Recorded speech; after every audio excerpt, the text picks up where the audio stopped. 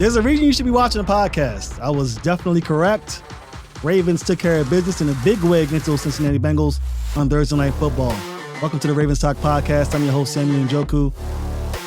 Big time win. Big time win against those Cincinnati Bengals. You heard it here first. I told you it wasn't going to be much of a game.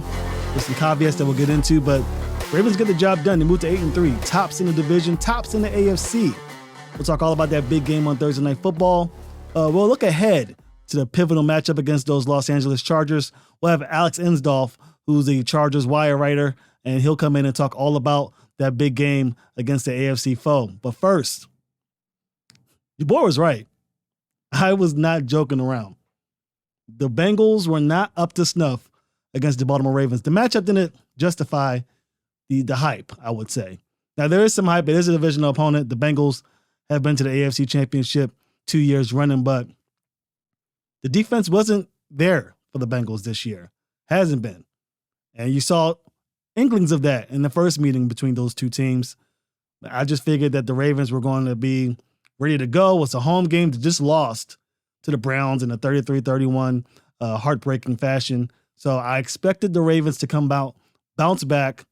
The offense would be consistent, and the defense would shut down the Bengals. That's what happened. Now, I got a lot of flack from Bengals fans.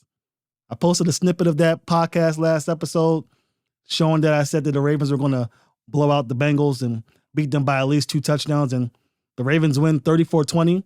They win by 2 touchdowns. So I don't know that wasn't much of a hot take. The thing I love about social media is I say one crazy thing every other 6 weeks, and I don't hear anything from fans. I don't hear much. But I say something that I believe is true. I mean, I said it with my chest. The Ravens were going to win by 2 touchdowns, and the NFL world went crazy. Even some people within the Ravens fan base were thinking, the Ravens usually play the Bengals pretty close. Bengals fans were not having it. They felt disrespected, and I get it to some extent, but pay attention to your team. The Bengals offense has been inconsistent throughout the year. The defense hasn't done anything. And I wasn't really sure what the big hubbub was about. I know it was a big game for the Bengals. They had to win in order to stay relevant in the AFC that is beginning to take shape. You're seeing teams to start to really build themselves and set themselves apart from the rest.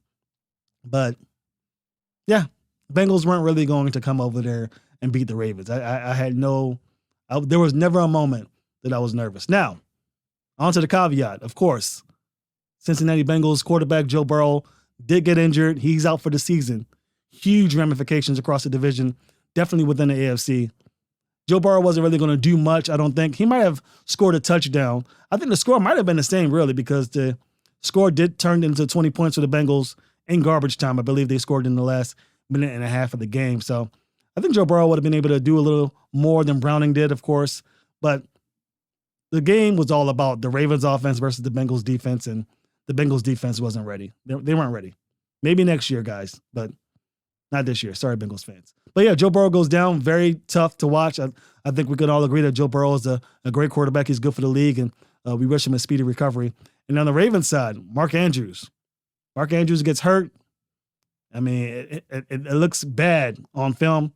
A lot of league talk about hip tackling and how it has affected football players, both in collegiate and professional levels of the football world. So Mark Andrews unfortunately got injured. It looked as though he would be out for the season, but John Harbaugh shed some light on it yesterday, Monday, because this is being recorded on a Tuesday, for those of you who like to know those type of things. And he says that there's a chance.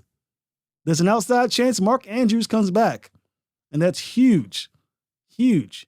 You saw that the offense really had to adjust once Mark Andrews went down in the first half. And of course, they caught their footing eventually.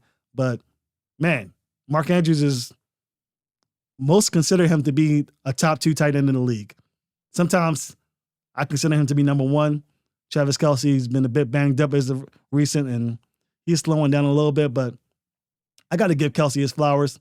Even as the number 2 tight end, that's huge, a huge loss for a team who has slowly started to find their identity, but really the offense in the air rallies around Mark Andrews, number 89. So hoping for the best. He has an outside chance. It doesn't mean he's going to make it to the regular season. Maybe if the Ravens make a deep run, he'll return for a Super Bowl appearance in Las Vegas. But definitely a big loss for Mark Andrews, a big loss for the Ravens as a whole. A little more about the game, because I think the defense played extremely well. Remember, there's no Marlon Humphrey. Marcus Williams is still nursing himself back to health. Really wasn't 100% throughout most of the season. And definitely in this game, there are things that I saw from Marcus Williams that I really liked. Didn't seem like he was shying away from contact. Definitely diving for those pass breakups. He's really still an integral part. I said that he was a bit of a liability on social media the past couple of weeks, but you could tell he's starting to get his range back. I'm not sure if he changed some equipment to make it easier for him to move around his arms, but he didn't look as stiff out there. He was looking like Scarecrow, like, looking a little stiff out there. And you can't have that. You need a guy with fluid hips and full range of motion to make those tackles, especially against the Bengals team with those big body wide receivers in Tyler Boyd and Jamar Chase. But Marlon Humphrey's absence was concerning, considering they had that guy, Jamar Chase. But Brandon Stephens, again, making his presence felt, looking phenomenal. I mean, what a joy the Ravens must be having, especially in the front office, about having a guy like Brandon Stephens come in and really not missing a beat. They held Jamar Chase to 2 catches. I mean, what a guy. What a great corner that the Ravens have there, and much value considering that they're paying a lot of these guys millions of dollars to perform. But the defense came out and played again. I mean, Joe Burrow didn't look comfortable at all. I mean, he injured his hand on a hit. I mean, you don't want to take a guy out of the game, but those hits, especially late in the season, accumulate. They add up. And the Ravens are doing a great job.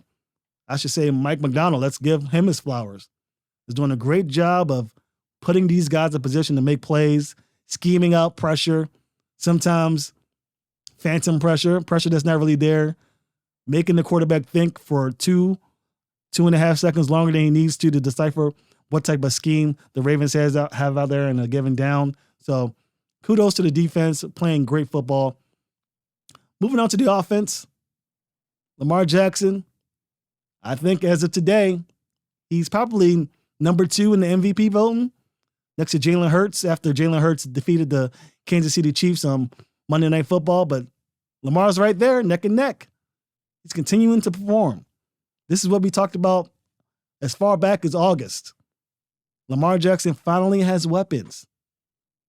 A year ago, 2 years ago, if Mark Andrews went down, the season's basically over. Who's Lamar going to throw to? Who's Lamar going to give the ball to? Not now. Now Lamar has OBJ, Zay Flowers, Rashad Bateman is starting to show himself. He's popping out on the film, guys. I mean, even the players you're not seeing him with those catches, he's really being aggressive in the way he runs those routes. He is somebody to watch. Somebody to watch for sure. With the loss of Mark Andrews, you're going to see guys start to step up. Now, we mentioned Keaton Mitchell last week. He wasn't really much of a factor in this game, but just his presence. You saw the Bengals really paying attention to the outside. The defense was really making sure that they had the edge intact because they knew that Keaton Mitchell can go at any given moment. So his addition with Gus Edwards and Justice Hill, the Ravens have a 3-headed monster attack now on the running. Well, 4-headed monster if you count Lamar Jackson. So nothing but good things to say about the offense. The whole game was just great. It was just a well-fought victory on primetime television. And I told you last week, when you perform on primetime, this is what you get. Now the Ravens are starting to get that mojo from the national media. Now they're starting to see, well, maybe the Ravens are Super Bowl contenders. Where have you been? I mean, I try not to bag on the national media too much, but you heard me here last week. Let's have the conversation. When the Ravens blow out the Bengals, what's the conversation going to be? Are the Ravens to be trusted? I haven't heard the word trust since Thursday. I haven't heard anyone questioning whether or not the Ravens are Super Bowl contenders since the Ravens whooped on those Bengals. And that's all I was trying to say last week. Let's calm down. The Ravens lost to the Browns, yes, by 2 points against the number 1 defense in the NFL. They put up 31 points on them. Are the Ravens to be trusted? The Ravens were up 3 touchdowns. Fans are wondering, could the Ravens close out the Bengals?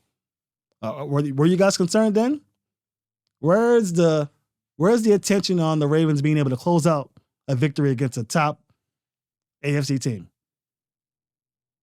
That's all I'm wondering. So let's just keep the narrative where it is. The Ravens are a great team. They have a chance to win the Super Bowl.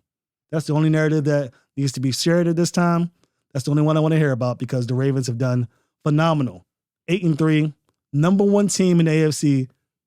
We'll see what happens next week. The AFC is loaded. The Ravens play on Sunday night against those Chargers. The Browns win. The Ravens go from the number 1 seed down to the 5. So that's loony. That's ludicrous. But so is life in the National Football League. Before we take a break and go on to talk about those Chargers, I want to mention one other huge component that went down this week, and that's dealing with the Browns. Now, the Ravens, all things considered, took out Joe Burrow. He's out for the season. The week prior, they took out Deshaun Watson. He's out for the season. So that's 2 AFC North quarterbacks that were taken down on the hands of the Baltimore Ravens defense. You don't want to hurt anybody. Obviously, that's not what I'm saying, but that's the type of football the Ravens are playing. Very physical football. And if you're not careful and you're not protecting yourself, and you don't have an offensive line to protect your quarterback, these are the type of things that happen. But for the Browns, they needed to make a move. They needed to find a way to stay relevant because they just beat the number 1 team in the AFC 2 weeks ago. So they're trying to make sure that they don't lose momentum. They had DTR. He was good enough to beat the Pittsburgh Steelers, but as I mentioned, they're terrible. So what do the Browns do? They bring in an old faithful. They bring in the guy that the Ravens fans know very well. Some fans love him more than they love Lamar Jackson. That's just facts. I'm not one of them. Obviously, I think Lamar Jackson's the best quarterback in the league, but this guy is a fan favorite, somebody who won the Ravens a championship in 2012, and that's Joe Flacco. Joe Flacco, 38 years old, hasn't seen any action this season. The Browns called him in, and now he's in the practice squad. And we all know that's just a formality. Whether or not you want to agree that he's better than who the Browns, I should say, have on the roster is up to interpretation, but Joe Flacco is probably going to start. And with that defense, he may make the playoffs. And if he makes the playoffs, there's a pretty good chance he plays the Ravens. And that's something that should be very exciting and maybe scary if you think that he's the same Joe that didn't throw an interception and played his way into a championship and MVP in the Super Bowl. So very interesting storylines brewing within the division, the best division in the AFC, best division in the league, really. Also, in other news, the Steelers got rid of Matt Canada, the offensive coordinator, much to the delight of Steelers fans. I guess losing to DTR and the Browns will do that to you. Mike Tomlin finally pulled the trigger and got rid of him. So if the offense can get going for that Pittsburgh team, that's another team that could make some noise. Obviously, I think Kenny Pickett isn't that much of a quarterback, at least not in this juncture in his career. So how much can an OC change really do for you? But Trubisky, he can throw. He may not be as, to the level of Lamar Jackson or Patrick Mahomes or any of that, but with that defense, you don't need to be great. You just got to be serviceable. You just got to be good. So we'll see what happens. The Steelers are still in there. The Bengals, I think, are done. Let's put a nail in that coffin. The Bengals are done. Joe Burrow was the only one keeping them even slightly relevant. That defense isn't good enough. So the Bengals are out. But the Browns and the Steelers both have very good defenses. They can get a quarterback in there that can manage the game. If they can get an OC that can understand what the teams are trying to do, which is not turn the ball over, keep the ball away from the other team's hands, and let the defense do their thing. Cleveland and Pittsburgh could make their way to the postseason. It should not be out of the realm of your imagination to say that. And once they get in there, it's gonna be some fun in the AFC. So that's enough for that. Bengals lose to the Ravens. Not surprised. Argue with your mama about it if you really feel some type of way. I'm just saying that I called it. And you shouldn't be shocked at all. It shouldn't be much of a surprise. Watch the film. Easy to see that the Ravens are a class above those Cincinnati Bengals, at least in 2023. When we return, we'll have Alex Insdorf, who's the writer for the Chargers Wire via USA Today, come and talk to us all about those Los Angeles Chargers and what they'll need to do in order to pick up a win. They just fell last week, and they'll be looking to pick up a win in what has become a very crowded AFC. This is the Ravens Talk Podcast. Welcome back to the Ravens Talk Podcast. As I mentioned, we have with us Alex Insdorf, who's the writer for the Chargers Wire via USA Today. Thank you for joining the podcast, man. What's up? Yeah, happy to talk Chargers Ravens. Not as happy to talk the Chargers side of that this week, but so hoping for a bounce back win, but we'll see. Yeah, and the Chargers are actually the team Ravens fans would say that really set the blueprint for how to slow down Lamar Jackson. If you recall, in 2018, Lamar was really coming to his own. Everybody thought that this was an opportunity where he could really make some noise and defeated the Chargers, really. And then in 2018, the Chargers had a game plan, had a whole bunch of DBs and slowed them down. So the Ravens fans remember that the Chargers are not to be taken lightly. I know the Chargers have had a bit of a struggle recently, but trust me, the Ravens fans are definitely not taking you guys lightly, and neither is the Ravens, the front office for that matter. But let's talk about it. The Chargers coming into town. You have Justin Herbert, who's one of the top quarterbacks in the National Football League, going up against Lamar Jackson. The Ravens are having to travel to Los Angeles. That's a West Coast trip. I know that you guys have been struggling a little bit on defense, but is there something that you've seen from the Chargers recently to have you believe that they have something planned for pretty much Lamar Jackson and those Ravens? I mean, look, as long as you have Justin Herbert, you have a chance to win the game, right? And that's been the story of the Chargers season to some extent. They've been in a bunch of these close one-score game losses. I think the Chiefs losses, they were only lost by more than one possession. So Justin Herbert is going to give you a chance. But I do have some pretty serious concerns about this defense. You know, you mentioned the 2018 playoff game. That was a bit of a different Chargers defense. You know, we're now sitting here 5 years later. They are 31st in defensive special teams EPA this week. And they've allowed the most passing yards in the league by 20, so at some point you do have to talk about the defense and Brandon Staley's defense as though it's a problem. And so I think the real issue that I'm seeing is kind of the secondary, and this game kind of goes, I think, as the secondary and the pass rush go, because if this turns into a really big Khalil Mack game, really big game from Tully. Unfortunately, Joey Bosa's out for this one.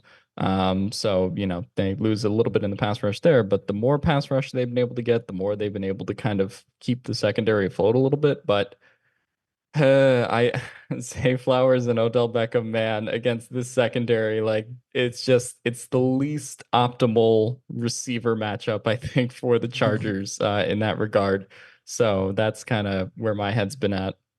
Yeah, and I've noticed that Brandon Staley has pretty much been on the hot seat very recently. He's having to take a lot of questions regarding his play calling ability. But as you mentioned, that the Ravens do have pass catchers that could give DBs fits, and if you're not really on the up and up on that side of the ball, it could be giving you trouble. But the good thing in the Chargers way, I guess I should say, is that the Ravens are still a run-first team, and if the Chargers can really stop the run and make the Ravens one-dimensional, there's a chance that the Chargers could make something going, especially with Khalil Mack and that pass rushing ability. It's there. I just think Brandon Staley needs to find a way to shore it up. But let's talk about the Chargers offense, because I do like Justin Herbert. I do think that he has the ability. I think he's taken some heat recently, but I think that has more to do with the overall play of the Chargers team. I think if we look individually at Justin Herbert, we'll see that he's a top 10 quarterback for sure. And if this team was 6-4 or 7-3, he'd probably be in the MVP conversation. What are your thoughts on the way that your offense has played so far, especially very recently? Yeah, no, I mean, I think the offense in general has found the opportunities. They've schemed them open, right? They have 6 drops against the Packers, right? And when you have 6 drops, you're going to lose the game. If Quentin Johnson catches that ball, it's a touchdown, and the Chargers probably win. But there was no better, indication of how the day went for the Chargers against the Packers than Justin Herbert having a 92.7 PFF grade, and the rest of the team, the highest score was a 67 on the offensive side of the ball. And I think, honestly, despite, the score and Justin Herbert's numbers not being as flashy in that game as maybe some of his other performances, That might have been the best game of Justin Herbert's career against the Packers. The way he was playing and just kind of diagnosing each throw. So in that sense, I do think the Chargers have the ability. As long as he's good, as long as Allen is kind of back another week from the AC joint sprain. He I think should play better than he did, and it'll be at it'll be at night, so he doesn't have to worry about the sun getting in his eyes and dropping the ball at Lambeau Field. So, I think as long as you have Herbert and Keenan again, you have a chance. Um, I do think they need at least one other player to kind of step up on offense. Last game it was Donald Parham, who I think played pretty well, but they have to have either a big Quentin Johnston game. I think they're kind of waiting on him to maybe break out and not be as kind of a liability with the drops and everything, or they kind of need Austin Eckler to return to form too, because I think the story has been the run game for him as well, which has been a struggle for the Chargers. They are kind of one of the worst rushing teams in the league by EPA per play. So I think they want the ball in Herbert's hands, but also I think they're going to need, somebody else other than Keenan Allen to kind of step up and take some of that load off of his shoulders.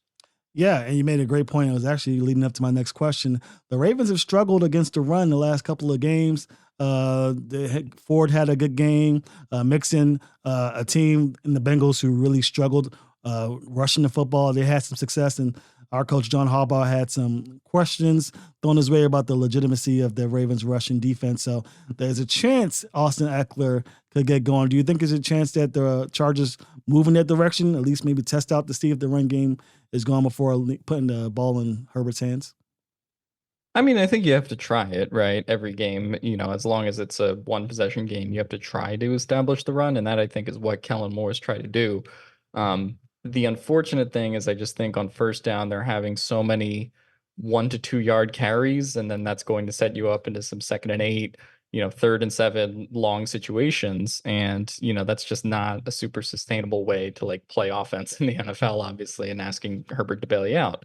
I think Eckler can turn it around, although, we do have a sample size of since he's come back from the injury, he's been one of the less efficient runners in the league, and just he hasn't had that burst. Even the 37-yard run that he sprung against the Packers, right? He looked a little bit like slow, kind of running outside of the tackles. So, um, I've been waiting to see that Eckler game. I think the way that they try to maybe get him involved is kind of honestly using more of the screen game concepts. They weren't really able to do that against the Packers, and when he did get open, he unfortunately slipped on the Lambeau turf, Yeah. which was unfortunate. But I think that's how they have to try to kind of get him open this game, and then if you make the Ravens respect that a little bit, then maybe you can also kind of get the run game going, in line with that. So.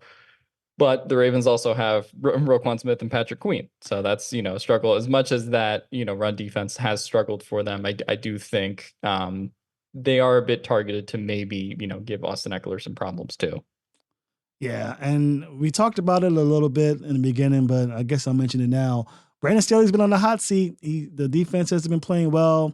He took over those play calling duties in the effort to bring some fire, I guess, into that unit. But what are your thoughts? Do you think that this might be his last season? There's been rumors going around. He's definitely one of the more prominent head coaches that I've heard about that could possibly be moving from their designated role. Yeah, I mean, this is, I think, it for him in terms of like turning it around. They need either a playoff appearance or a playoff win. They've leveraged all of their future cap into this season too. They did 4 max restructures on Khalil Mack, Joey Bosa, Keenan Allen, and Mike Williams, and their cap situation next year, I think they're already starting essentially 20 million over the cap, and they add on the JC Jackson dead cap into that, right? So this was sort of their all-in year, so to speak, in terms of leveraging one more run around Justin Herbert's, relatively cheap rookie contract before eventually his price picks up in 2025 after that extension he signed. So I think, yeah, this probably is, the last run for Staley in terms of proving himself. But, this Chargers team has gone on a run before. Mm-hmm. Under Staley last year, I think they were 6-6. They finished the year 3-1, get into the playoffs, right? So everything they have, especially in the AFC as it's currently constructed, there's a bunch of teams in that 5 to 6 win range for the wild card. So I don't think by any means that they're out of it. But I think it's in particular the way that they've lost games on the defensive side of the ball when Herbert has put up these performances that just has people around the league going, you hired a guy to fix the defense and the defense isn't fixed, right? So that I think is, sort of the cross Staley has to bear in terms of trying to figure out the rest of this season. Yeah, and this is not the matchup where you want to go into that with the defense is not firing all cylinders, because if you're not really on your P's and Q's as far as containing Lamar Jackson, it could be a tough day. So let's get your predictions. I mean, we kind of alluded to the deficiencies on your defense for now, but maybe that's a chance the Chargers get this job done. Maybe not. I want to hear your thoughts. I was on a Lions podcast 2 weeks ago, and I picked the Lions to win that one. I don't know. I think this is a game where they can keep it, again, within one score because they have Justin Herbert and the ability there to stay in the game. But to me, the Ravens have played like one of the better offensive lines in the league, despite some of the injuries and some of the guys that have been coming in and out of that lineup. And I think if they're able to protect Lamar Jackson generally well, and Khalil Mack and Tuli are probably the real pass rushing threats you have to deal with, as long as they're able to do that, I don't trust this secondary right now to hold up against Zay and Odell, even with Andrews out for this one. It's just kind of a tough ask because it's exactly the type of wide receiver archetype that they struggle with. This happened with Amon-Ra St. Brown a couple of weeks ago, a guy that can kind of play that slot and outside role, give you yak opportunities. It happened with Jaden Reed of the Packers last week. So I do think generally this is a matchup that doesn't favor them. I could see this kind of being a shootout game for both of these teams. I think Herbert will give it everything he's got, and I think, they probably regress to the mean a little bit and not have 6 drops this game. I'll say 33-30 Ravens for the time being. All right, so you're thinking a shootout. Okay. That'd be fun on Sunday Night Football for sure. Yeah. All right, well, I appreciate you coming on to the show. Let the folks know where they can find your stuff. Yeah, you can find me every week on the Chargers Wire, writing articles every week, and on the Guilty as Charged podcast YouTube channel. I'll do a show called Bolt Breakdowns over there. So if you want to find out my stuff, I'm sure we'll do a lot of coverage of the Ravens game itself. If you want to come to the YouTube channel after the Ravens beat us and shit talk us, you can do that too. You